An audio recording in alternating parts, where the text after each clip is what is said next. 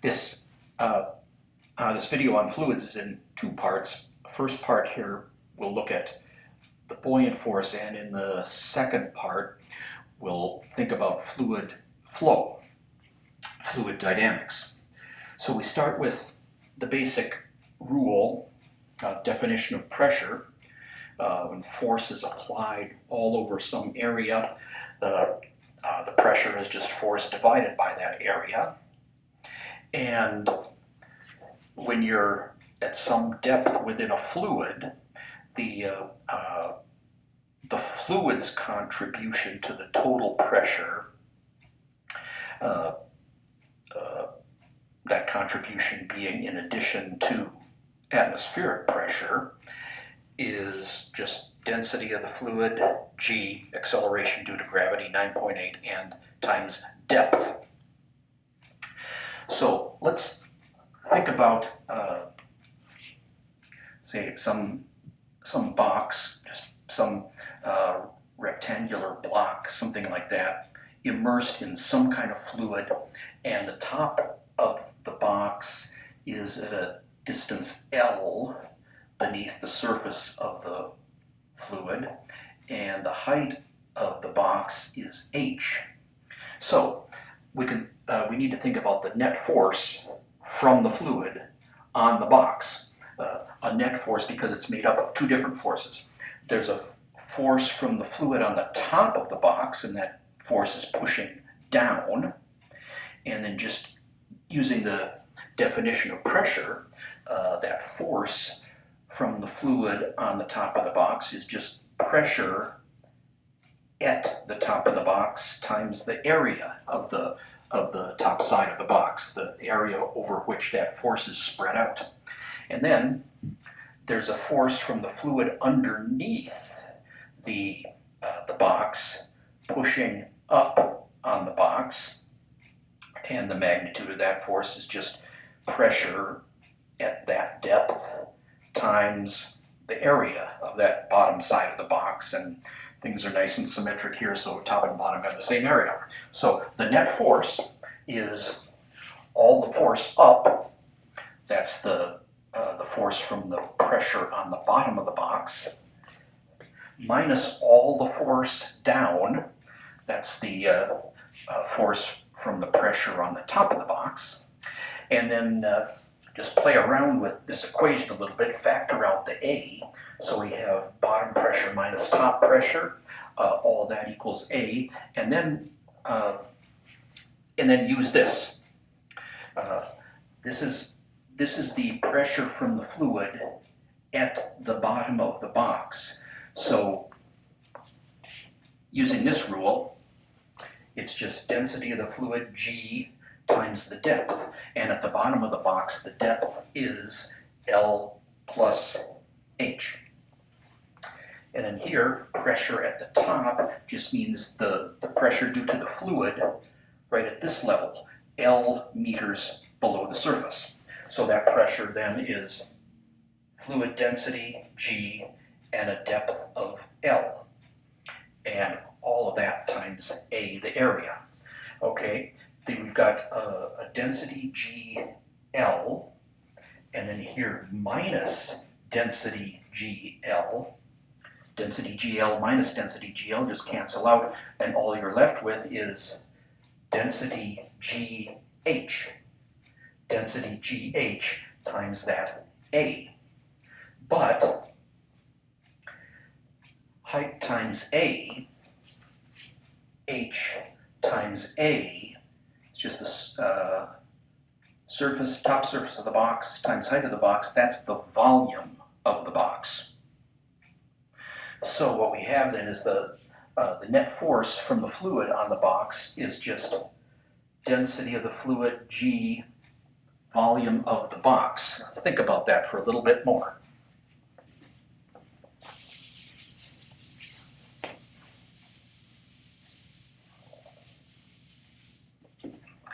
The net force from the fluid on anything that's immersed in the fluid or floating on top of the fluid, we call a buoyant force. So this net force from the fluid is buoyant force, F subscript B. And what do we have? It's density of the fluid, G, and volume of the object that is immersed in the fluid. But this volume has displaced fluid. The object that's immersed has displaced this volume of fluid, right? This many cubic meters would be filled with fluid if the box were not there. So we could besides calling this volume of the object, we could also call it volume of the displaced fluid. So we have density of the fluid, G, volume of displaced fluid. But look at this. Density of the fluid times volume of the displaced fluid. Density times volume is a mass. Remember, because the definition of density is mass per unit volume. This tells us how many kilograms there are in any particular cubic meter of that displaced fluid. And this tells us how many cubic meters of displaced fluid there are. So this times this is just a mass. The mass of the displaced fluid.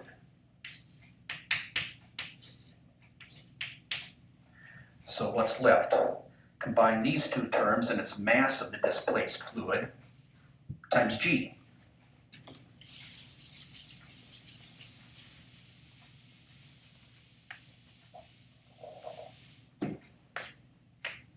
So the buoyant force is just mass of the fluid displaced by that object that's in the fluid times G. Mass times G is how you calculate weight. So that's weight of the fluid displaced. That's the buoyant force. It's a force pointing up, and the magnitude of the buoyant force is just equal to the weight of the fluid that is displaced. Well, let's look at an example of that.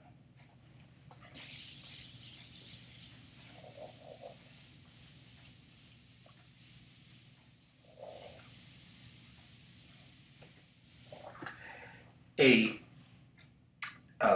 buoyant force is what buoyant force from water is what allows things to float in water. Ice cubes, icebergs, boats, whatever. Imagine something floating on the top of the water. There's the water surface, and if it's floating, it'll always be the case that part of that object is submerged and part of it is above water. Think of it like that. And if it's floating, it's just sitting there. Its state of motion is not changing. Its state of motion is constant. Its velocity is constantly zero. And of course, you know the drill. Constant velocity means no acceleration, because acceleration measures the rate at which velocity changes.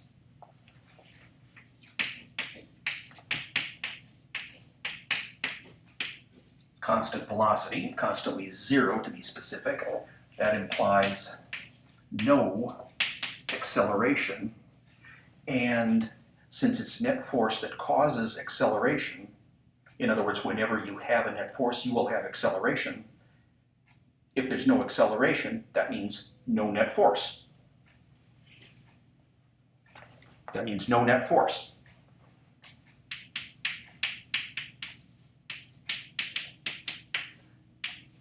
But what are the specific forces that combine to produce the net force in this case? Well, of course, there's weight,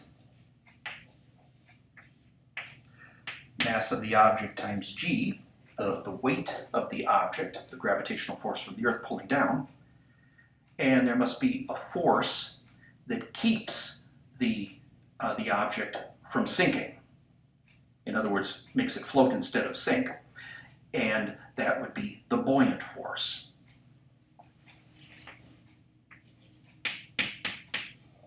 So the net force in this case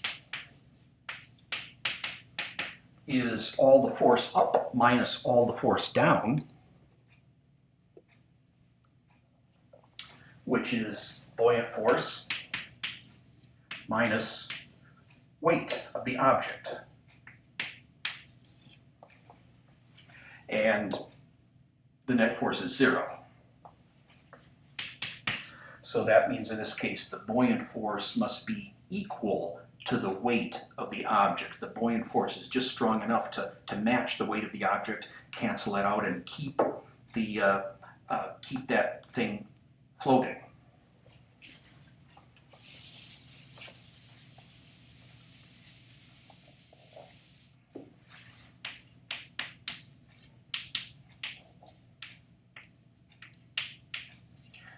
But remember what the magnitude of a buoyant force is. It's the weight of the water that was displaced. Right? The part of the object that's submerged is shoving aside some water and putting a part of the object there instead. So buoyant force is weight of water displaced, or to put it another way, it's mass of the fluid displaced times g, and that equals mass of the object times g.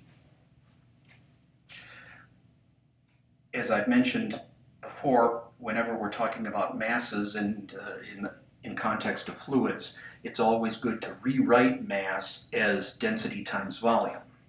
So the mass of fluid displaced is just the density of the fluid times the volume of fluid displaced.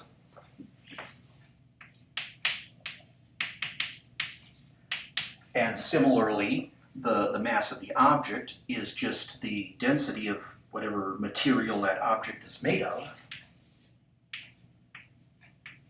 times the volume of the object times g. Density times volume is a mass. Mass times g is the weight.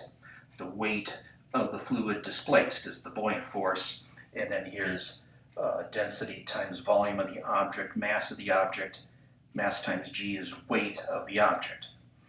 Okay, now cancel out the g's, same factor on both sides, and then rearrange the remaining terms. First, think about the volume of fluid displaced. Well, it's the part of the object that is submerged that is displacing fluid. The volume of fluid displaced is equal to the submerged volume of the object. So I could rewrite this as density of the fluid times the volume that is submerged, that part of the object that is submerged, equals density of the object, volume of the object. Now here's the main idea. Here's the conclusion of all this.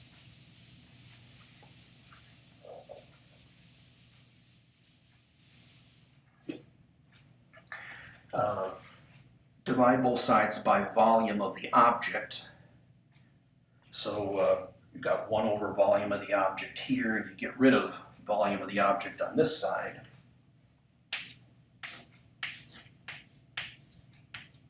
And then divide both sides by density of the fluid. And we have a relationship between volumes and densities that is always true for anything that floats. Submerged volume over volume of the object is the same as the ratio of density of the object over density of the fluid. Now, of course, the part of the object that is submerged is less than the whole object. Only this part of the object's whole volume is submerged. So this is small, numerator is smaller than denominator. This fraction is less than 1, which means this fraction is less than 1. Which means anytime you have something floating, this is less than 1. Anytime you have something floating, it's floating because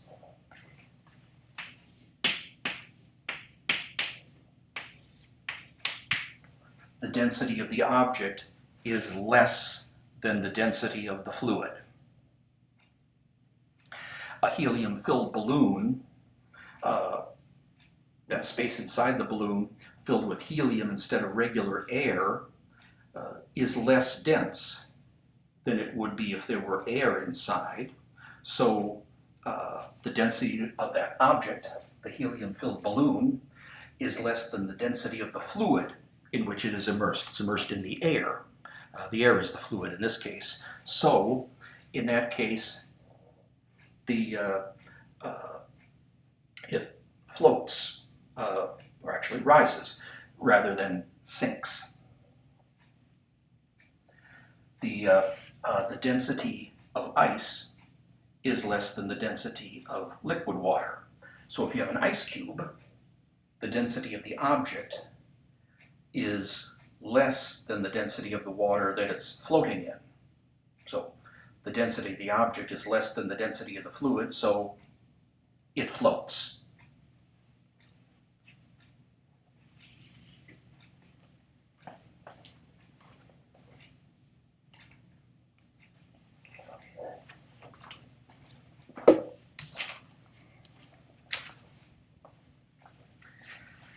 Now, look at just a couple other examples here.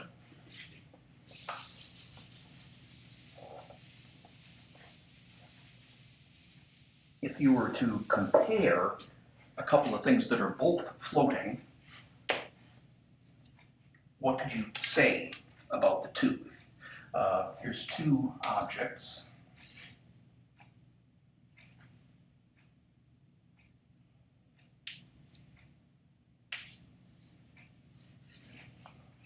And in this case, just as I've drawn them here, the part of object 1 here that is submerged is bigger than the amount of object 2 that is submerged. More of 1 is submerged than 2, or to be specific. The submerged volume of thing 1 here, just think of it as a block of wood, is bigger than the submerged volume of block of wood 2. What does that tell us? That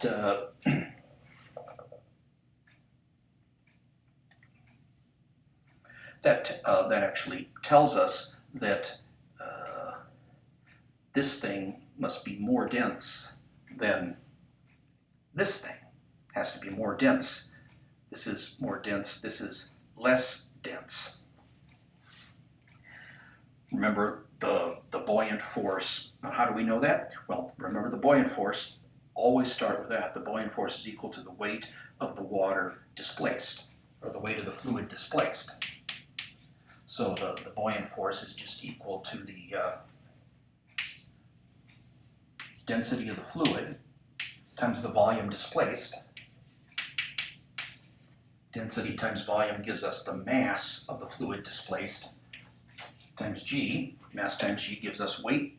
Weight of fluid displaced, that's the buoyant force. So the buoyant force on thing 1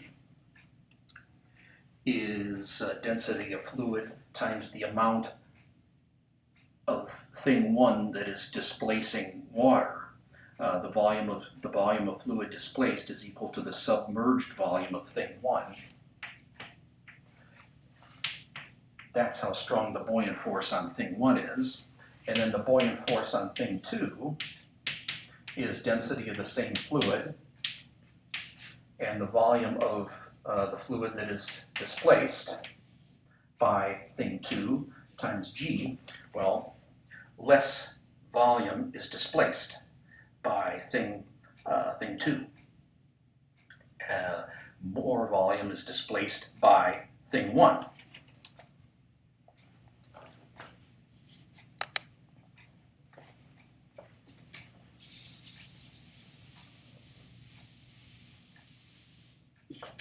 So that means that the buoyant force, since this number is bigger, more fluid is being displaced by 1 than by 2. So the weight of fluid displaced by thing 1 is bigger than the weight of fluid displaced by thing 2. The buoyant force on thing 1 is bigger than the buoyant force on thing 2.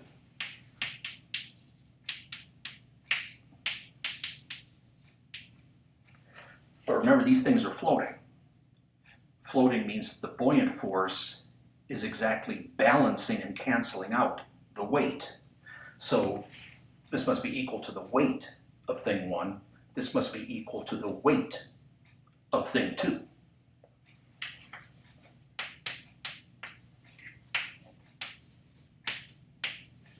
The weight of thing 1 is bigger than the weight of thing 2. But let's again write mass as density times volume. Density of thing 1 times the volume of thing 1, that's the mass of thing 1, times g greater than the density of thing 2 times the volume of thing 2 times g. Just cancel out those g's and the inequality stays the same. Well, if thing 1 and thing 2 are the same size,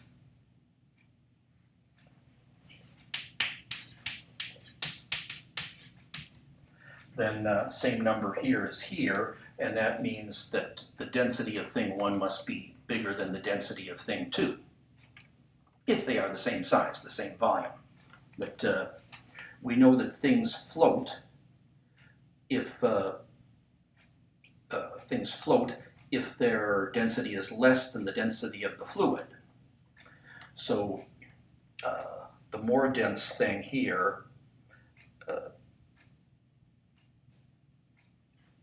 floats less, sinks more, because its density is larger and therefore closer to the density of water. This floats more, sinks less, because its density is a lot less than the density of water. Right? Both of these have densities less than the density of water. That's how they float.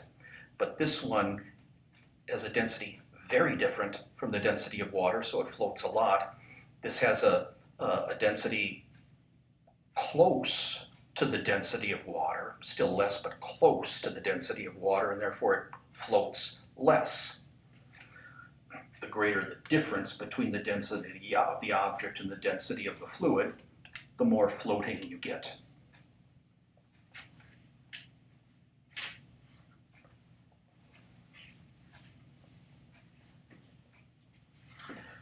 All right, and then we'll look at some other examples of this in class.